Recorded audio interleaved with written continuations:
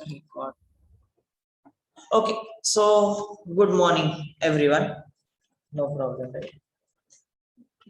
So we will be starting with this new topic, Five Kingdom classification. It mainly talks about. I don't know if you have studied this before. Have you people studied this before? Yes. Five Kingdom classification. Not five. Two Kingdom classification. Okay. My old school. Okay. What about you people? People online. We were having a test class with a soul, and we did that. Okay, but so that means you know pretty much about it, right? No, not really. It Okay. only was single class, but it was nice. Okay, fine. So then we will cover many aspects here itself. So as always, I have kept a content. So what we will be going through is the Five Kingdom classification, the main characteristic of each kingdom. So like there are these five, and these five will be like we will study them a little bit in detail. We need not go into the sub categories of these five kingdoms, but then we will just have a brief idea of each class. And we will also try to classify as many organisms as possible into particular category, because that's what is the most important. I mean, if you people would have been in the campus, this is the best chapter to teach in this context. Plus it is rainy season, so many creatures they crawl around, and it will be good to study all of them at a time. And also like so these are the five, and like I mentioned earlier, there is this Carl Linnaeus and Whitaker. These are the two scientists who had designed this five kingdom classification system. So we will be looking at a little bit from the historical perspective how this kingdom classification came into picture. So that is a general idea. And like usually we should start with the history of a topic, but like I said, I couldn't find out that particular video which I was looking for, so maybe we'll do it a little later, but that doesn't really matter. We can go over the content first. uh, so again, so directly going into this five kingdom system, which was the most common way of grouping the living things. Like again, there were so many. If you sit like this, you will fall asleep. So there were so many creatures which were observed around in the environment, and they need to be grouped. Now why do they need to group? Because some animal or some creature needs to be classified based on what that creature does or what that organism does, right? And that is why that grouping system needed at that time. And this was based on a very simple distinctive characters. Like at the very start, it was a very simplistic classification or simplistic characteristic which were taken into consideration.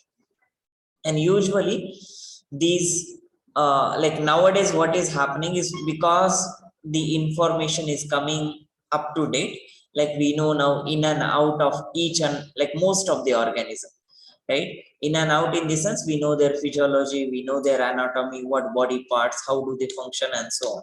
So that is when this classification system, they are always changing as new information is made available. And that is one of the thing. Like if we classify a particular organism in particular segment or particular category, it need not necessarily stay in the same category throughout, because later on after investigating the information, it might change. Like another analogy of this system is Pluto as a planet, which was rather it was considered as a planet, and now it's no more a planet.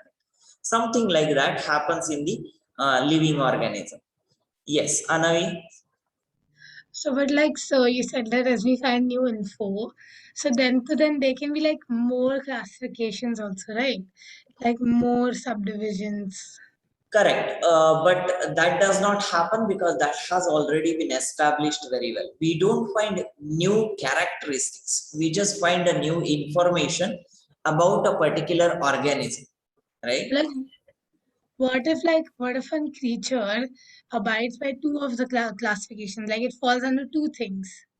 So then, So that is a rare thing to happen, and that is when we try to look at the main characteristics of that particular organism, and based on that, we classify them into only one category. okay.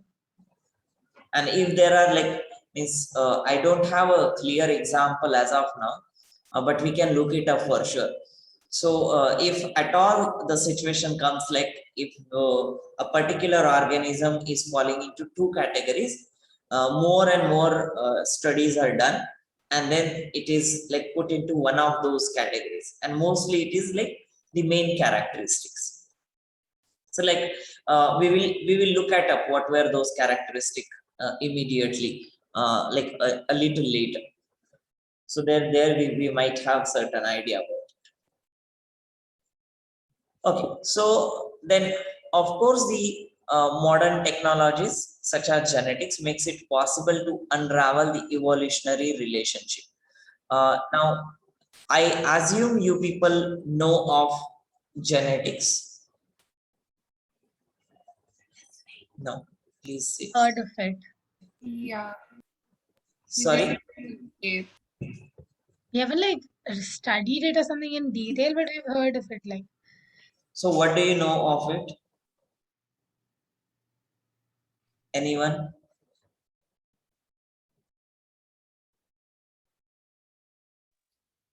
So basically, every cell has DNA in it, and DNA has different genes in it. So the study of genes is genetics. And okay, thank you, Adil. Maybe, but then how is it related to the evolution, or how is it related to the classification of organisms? When the stimuli changes, the body needs to adapt, and that's where the genes change. So that's So actually, genes don't change. Functions can change within the body, or processes can change within the body. Does anyone want to add on to this or says anything? How is genetics involved in the evolution aspect or in the classification aspect of living organisms? Because genes determine the characteristics of animals. So if two animals have the same similar genes, then that means they are related. Okay. Yeah, so that is one thing. Now let's say, for example, we know of the simplest classification in general, what we call as vertebrate, those who have vertebral column, and invertebrates, those who do not have vertebral column, right? So these can form two categories. Now, where is this vertebral column coming into particular organism? It is coded in the genetic information, which is the basis of genetics, right? So vertebral column will be formed within a body of an organism after the genetic code in that particular organism gives the signal to the cells. Okay, now it has to form the vertebral column during the earlier embryonic developmental stages, like when the child or particular young organism, when it is getting reproduced, that's when this vertebral column will be produced or will be formed, and that is what is coded in the genes. Now let's say there are animals and humans, both of them, they have vertebral column. Now that means they are somehow related, and the information is in the genes of those animals as well as human. So that means they are evolutionarily related with each other, right? Everyone understands the meaning of evolution, that is the hierarchy of the timeline as and when the species was created and adapted to certain processes of the environment. That is what is evolution. And there is certain relationship between two or more species, and that's what we called as evolutionary relationship, and the basis of this is the genetics. One of the very interesting study that is currently, rather it's been going on since quite a few years or even decades, is like trying to understand certain functions of the genes.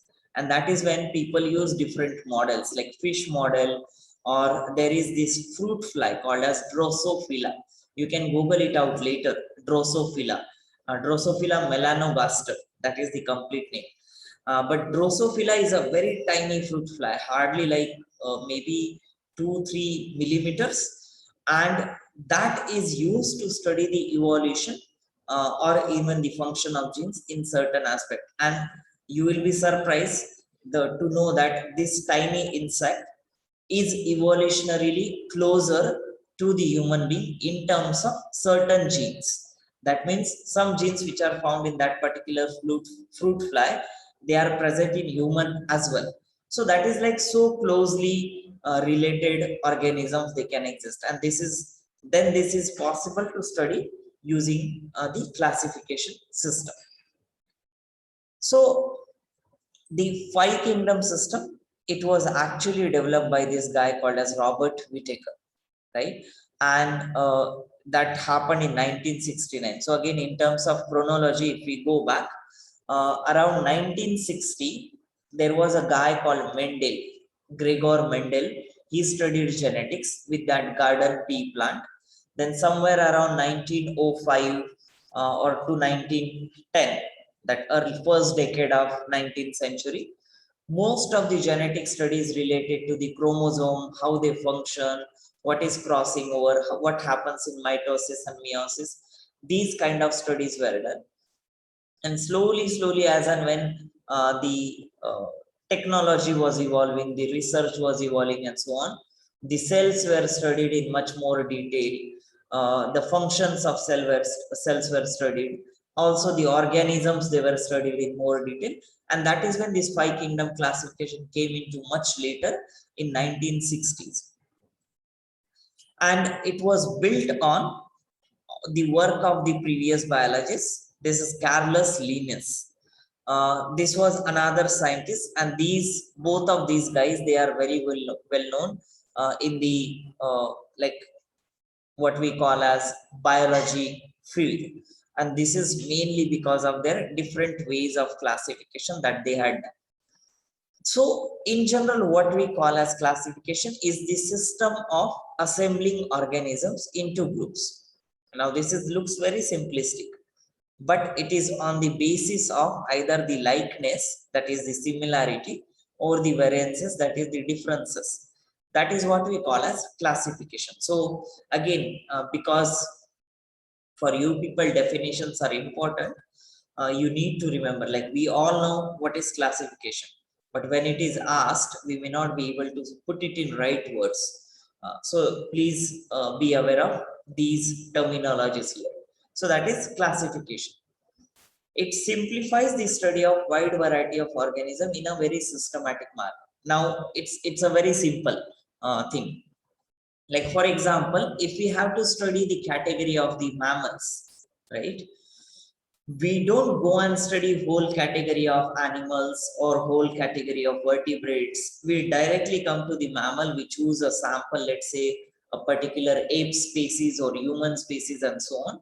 And the studies can be done on these specific organisms, right? And after that, then we go on to study different mammals. So that becomes a very systematic part of this study.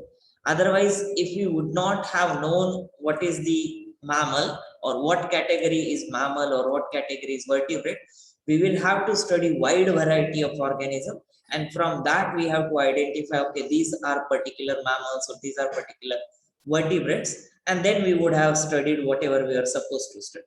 So because of the classification, this becomes much easier to study a particular species.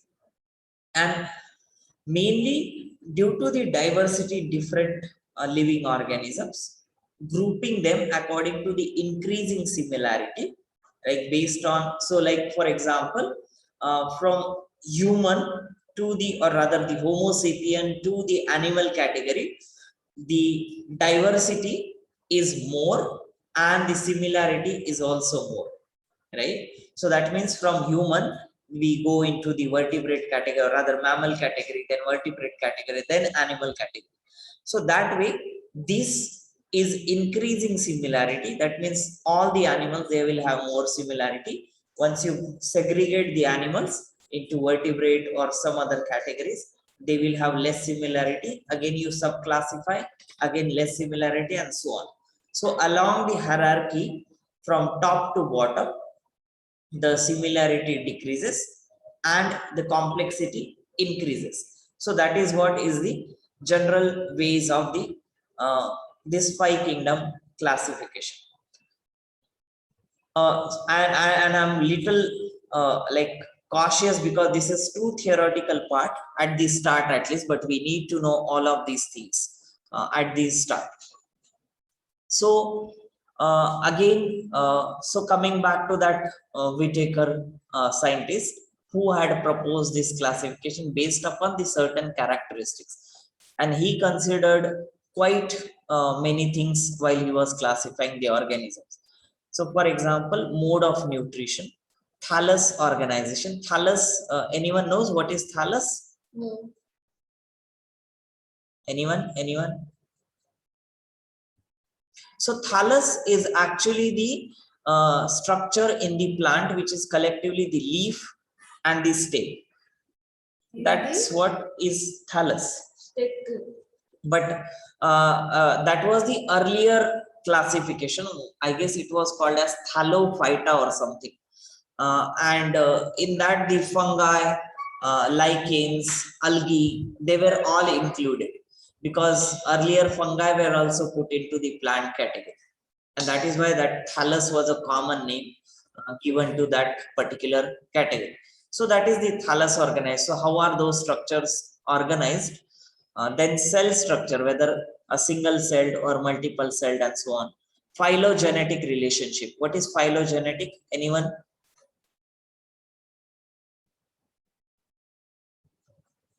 What is phylogenetic? Ishan? No idea. No idea. Anyone?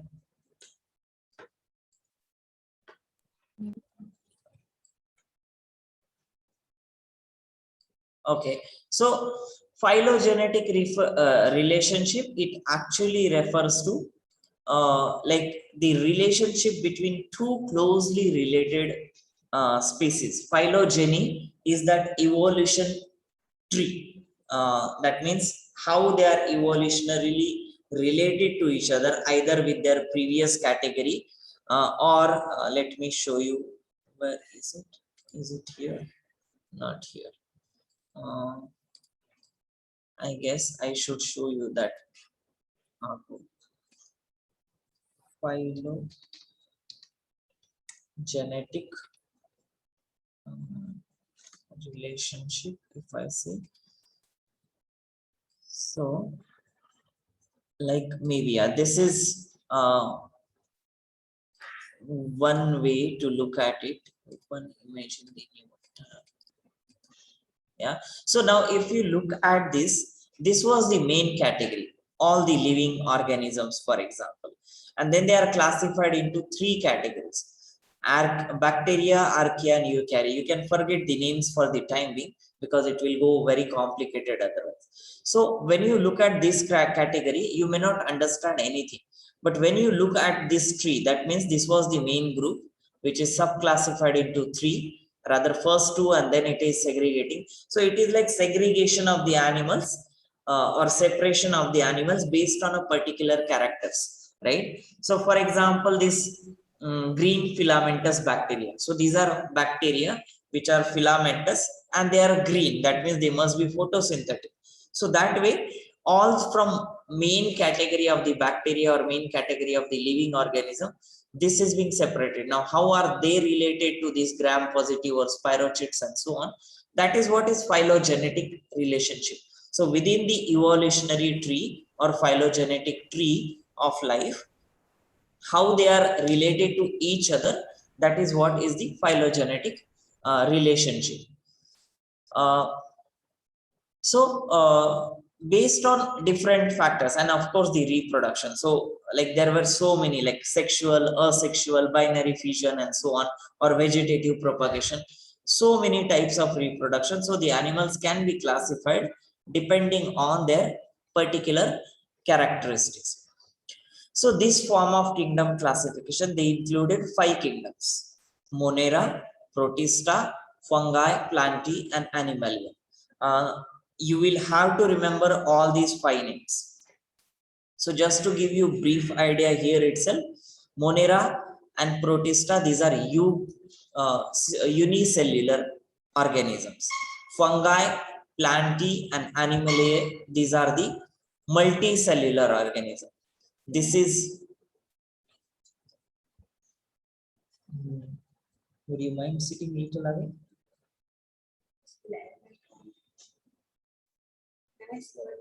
Yeah. So Monera is unicellular prokaryotic, Protista is unicellular eukaryotic.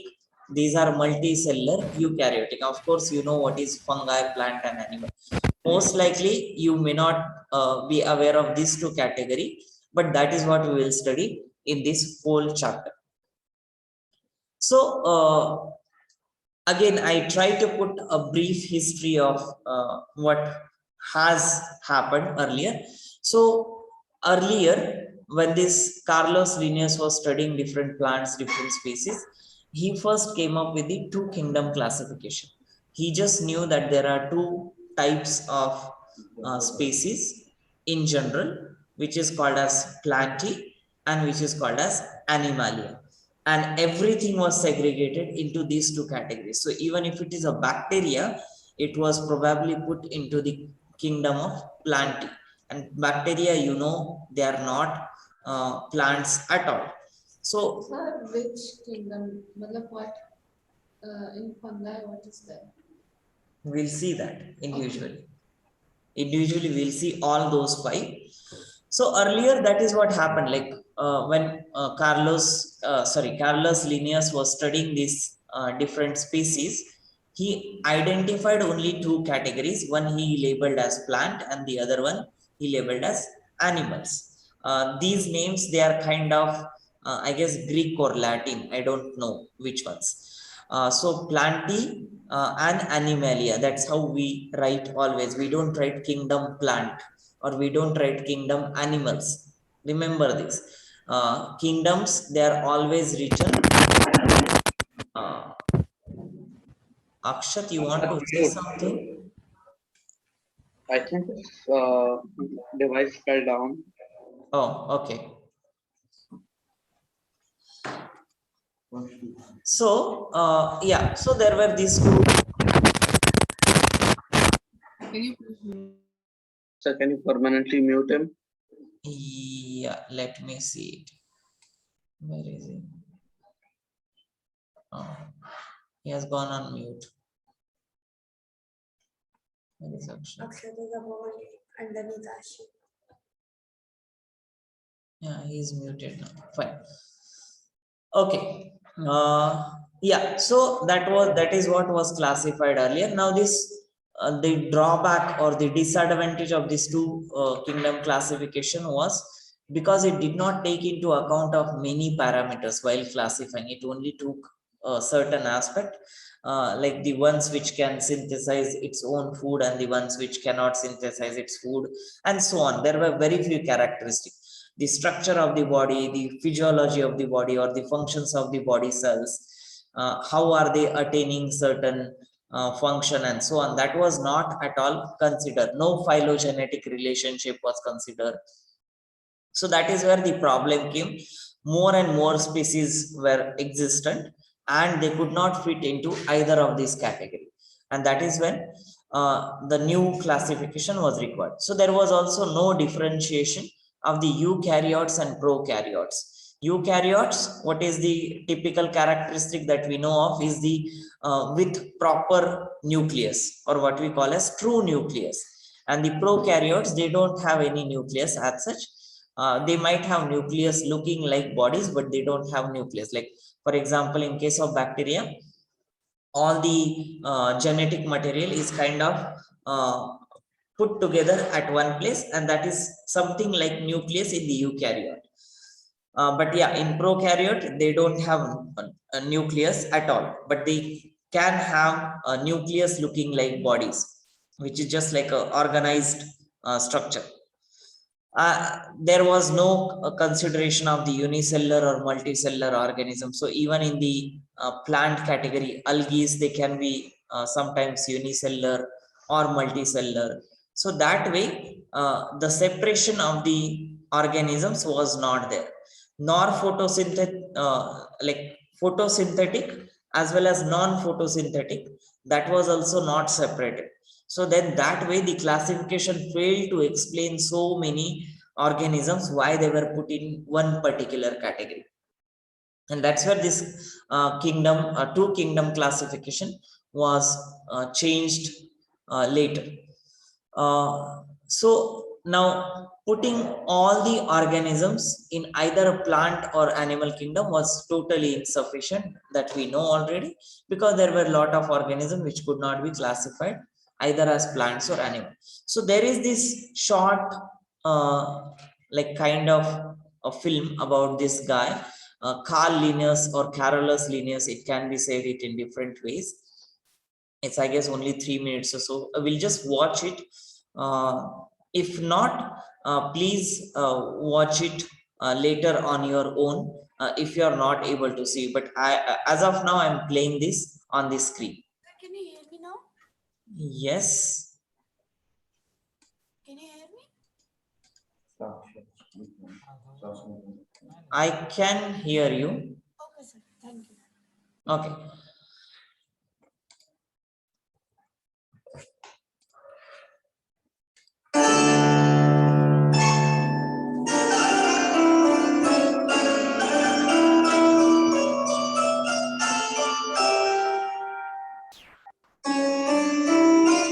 Carl Linnaeus was born in the southern Swedish province of Småland in 1707 and is considered to be one of the most influential scientists of his time. His life's work was to develop and refine a way to group life on Earth, or to classify it. So straightforward was his system, it is still used by scientists and understood by people across the world today. His father, Niels Ingmarsson Linnaeus, was both an avid gardener and a Lutheran pastor, and Carl showed a deep love of plants and a fascination with their names from a very early age. While studying medicine at both the universities of Lund and the University of Uppsala in Sweden, he devoted a large amount of his time to the study of plants, and in 1732 he mounted a botanical expedition to Lapland. Over 5 months, he travelled some 3,000 miles, collecting biological specimens and taking notes. In 1734, he mounted another expedition to central Sweden. He was an empiricist. He didn't believe things that he hadn't seen with his own eyes. He was very reluctant to take on trust something that somebody had written about. In 1735, Linnaeus moved to the Netherlands, and it was in that same year that he published his most well-known work, the Systema Naturae, or the System of Nature. In it, he outlined a new system for the naming of all living things. There are, I guess, there are two main things that Carl Linnaeus tends to be known for.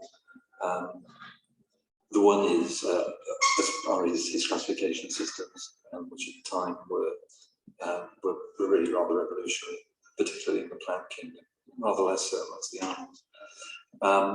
And the second thing is his introduction of a new naming system using a genus name and a species name, the so-called binomial system. Now, of the two, it's the latter, it's the naming system that is his primary legacy. This item is the first edition of Systema Naturae, the one where Linnaeus actually outlines his sexual system for classifying plants, basically by the number of stamens and the arrangement of the reproductive organs. So this is the first time it's appeared in print, and so that's why it's important. You can see it's very large, and I tend to explain it as being the 18th century version of an Excel spreadsheet, because you can see it's very table-like. By the time the 10th edition appeared in 1758, this had shrunk from this really large size to a much more sort of portable thing, but it had gone from only 11 pages to 2 fat volumes. Returning to Sweden in 1738, he practiced medicine, specializing in the treatment of syphilis, and lectured in Stockholm before being awarded a professorship at Uppsala University in 1741. Throughout his life, Linnaeus showed an interest in nature and the systems which govern it. He wrote not just about classification, but also about ecology, how organisms interact with their environment. He explored food chains and even defined the concept of race, dividing humans into 4 groups: Americanus, Asiaticus, Africanus, and Europeans. Forced to retire from teaching in 1774 by a stroke, Linnaeus suffered a further stroke and eventually died in 1778. Linnaeus was driven by a lust for all nature and the desire to understand and classify it.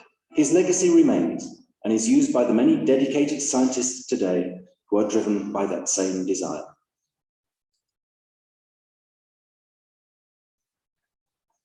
Okay, so I hope this was a little informative in the sense that so they just tried to brief whole work of whatever this Linnaeus did in a short summary. Most important part of his work was how he went around and he collected all the sample. You can imagine there were no photographs or no cameras at that time. So he literally drew everything. He tried to classify. Imagine then you have to look at so many samples at one particular time and then classify them into certain categories was actually a very tough task. Why did he want to classify? So that's what we studied earlier, no? Because it is easier to systematically look at something. No? I still don't get the point of why we need to classify everything. If you have to study vertebrate or mammals or particular characteristic of them, when you don't know what vertebrate is or what mammal is, right? How will you study them? You will have to go and search for every other animal that is existent and then come back to, okay, these are the vertebrates, and then you start studying from there. Once you already know that they are classified as particular category, you can immediately start studying from them, especially in terms of phylogenetic or evolutionary aspect. These experiments are, these classifications are very helpful. And that's when I also gave an example of fruit fly with the human. We wouldn't imagine that they would be anyway closer to us, but then we still have certain genes which are common in human and fruit fly. So that is important. Can I go and invite my water bottle from Jyoti? Okay. So where is my watch? How much time do we have? 44. Okay, so we can just have a quick look at these pictures on the screen. So it is I will not talk of the advantage here as of now. We will mainly talk of the types of classification. There are various types. In general, the organisms can be classified, and people have tried all different ways to classify organisms.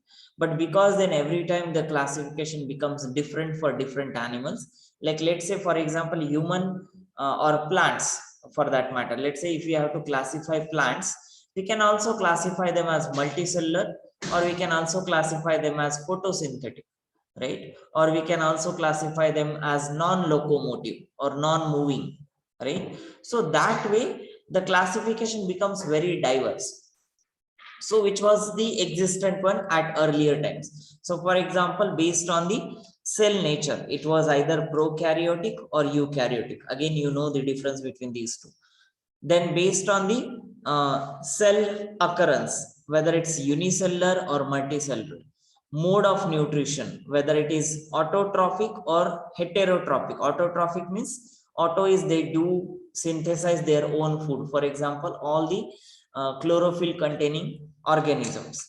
Or heterotrophic, that means they are dependent for the food on some other organism. So that way, that was another classification, another level of body organization. Then what is the complexity of the body or complexity of that organism in terms of its structural arrangement? That was another way of classification. So like I said, there were several other possible classifications. which were done earlier to classify various types of organism, but none of them could fit one organism in one category itself. And that is what was the approach used in the 5 kingdom classification.